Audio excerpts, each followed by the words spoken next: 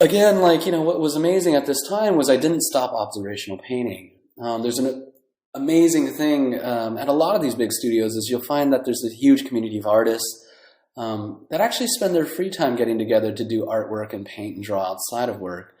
So I was actually able to learn a lot from them. This is kind of from a painting trip, not great paintings again, but at the same time, studying light, atmosphere, going up to the high Sierras with a group of amazing artists. And what was great is also I was able to learn a lot from them. They were very giving with their knowledge and time, a lot more experienced artists who were just stronger artists who were able to kind of share with me what they knew. And so these are kind of them helping me, but at the same time, me trying to observe, trying to learn about light and color and what that does to kind of natural things and working with natural shapes. And so, this was kind of things that were happening outside of work.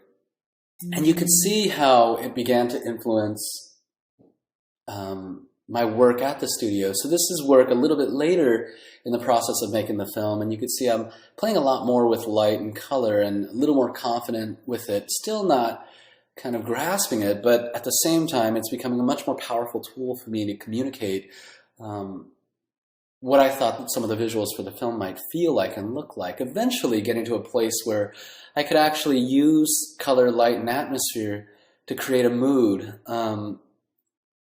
And here are some of my attempts towards the end of the film, which I thought, even looking back now, is I could see the development from where I began and kind of where I finished the film. And when I finished Ratatouille, I had spent about 4.5 years on it. My next major film was actually Toy Story 3. And actually, something critical happened to me here that actually affects this class, which is I met an art director coming from another studio, Daisu Tsumi. And he was going to be the lighting art director on Toy Story 3. And I guess, in a way, if this project never happened, there might not be this class. So that's kind of nice. But, this project was interesting because I learned a lot more about color and lighting and how effective a storytelling tool it could be to not just create a mood or a place, but to actually be a tool to help tell the story. And Dice was kind of critical in helping me understand that and seeing what some of that potential may be. And at the same time, again, like going out in the mornings with other artists, and what was really nice is that at this point, against kind of my will in the beginning, we actually painted outdoors no matter what the weather was. We tried to study and capture kind of all sorts of different weather conditions. So, whether it was a bright sunny day out by the harbor or, kind of a nasty day with clouds, thunder clouds coming in and storms about to begin in industrial places, or, a nice, beautiful day with light streaming and long shadows at a park. We tried to capture all of it. We didn't just stick to beautiful lighting setups. We actually tried to find beauty in the multitude of weather conditions and try to understand them. And so again, these are just studies for me to kind of observe light, study what's happening with light, not so much about beautiful paintings as it is about studies in composition and atmosphere lighting, local color of things, and what happens under different weather conditions. And you can see this is some paintings of a sequence in Toy Story 3, but what's great about that is, for me as an example, this is both Dice's work and my work, but you could see here, we're in this sequence, weather changes to help tell the story of the villain in our film, or the antagonist in our film, Lotso, and the weather changes. We use weather conditions to help tell the story of Lotso and reinforce this idea.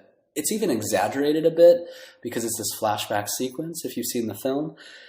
But, before this point, I don't know how capable I might have been, I think my repertoire for lighting and observing things was so limited that going outside and painting actually allowed me to freely explore with Dice different lighting conditions to help tell this story. So, going outside and observing is really, I think, to me, which is the more you know about it, the more versatile a storyteller I can be. So if I understand different times of day or light or color and weather, it just increases my ability to tell stories, varied stories, and change those things and play with those things as storytelling tools overall. And so, that development of lighting actually nicely transitioned into both of us also working on Monsters University. And on Monsters University, the challenge was to actually create more artwork that was helpful for the production of the film. So actually, as a tool in making the film, not just to establish mood and kind of color, but actually to explain to some of these massive production teams what it should look like, we started to create different lighting setups, or we would do an overcast lighting setup, something like this. And in a painting like this, where it's sort of a neutral light setup with diffused light, it allows us to share the set or the environment or the characters even in neutral light, which shows its local color, but also the local color and feeling overall of a set without the influence of a colored light. So, you can see here the light still has a direction, but it's kind of coming from behind camera. But what's great is it shows kind of the color of the frames, the color of the carpet, the rug, and the floors versus the walls, the color of Mike Wazowski versus the set and how we wanted to pop him a bit. And then, we also would take a setting like this, a painting like this, and almost adjust it and light it so that we could show the teams and the director the final context of how the set might be lit in the film. So we never actually see a set in this, we may never see a set in this overcast kind of neutral diffused light, but it gives a lot of information to the production teams. And then again, we can show those sets and that world in the environment that we're actually going to experience it in the film. So it was a useful tool. We kind of, but being able to paint these different varied lighting setups actually allowed us to give more information to the teams than we had before. So at this point, Dice and I finished working on Monsters University, but while we were on it, Dice had proposed an idea of working on a short film together, directing a short film together. And so we made this film called The Dam Keeper, which is our own film. It's a 2D animated film. We worked on a large crew of about 75 people with it.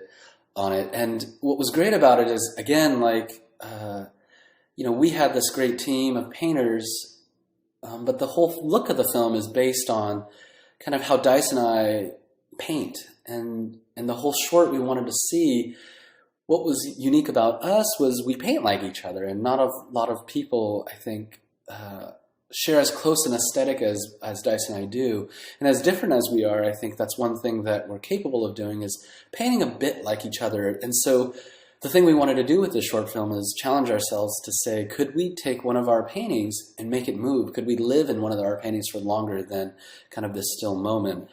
And so a team of painters came in and helped us out a lot. And here you could see a big part of running this project and working on this project was actually still life painting. Learning to observe was an important thing.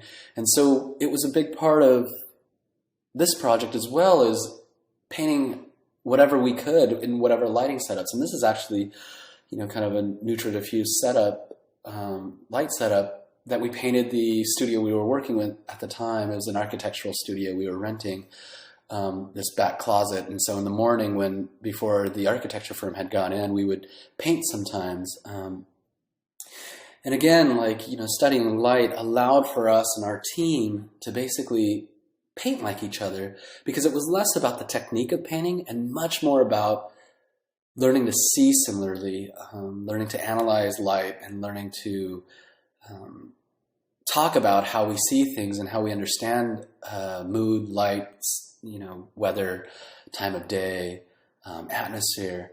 And so, it was a great project, and that's kind of where we are now. We just finished the project last year, and now we're kind of on our own adventure trying to figure out what's next. But that's kind of where I am right now, and I'm excited to kind of teach this class with Dice and share with you guys, kind of what we've learned over time, what I've learned specifically. What's really fun for me is that I'm still learning. I don't really feel like I'm comfortable even now with painting, but in teaching this class, I'm actually learning a lot. And so that's that's what's great about this is I also want to be on this journey with you guys and with Dice and learn more about painting, learn more and share that together with each other. So yeah, with that I'll pass it over to Dice.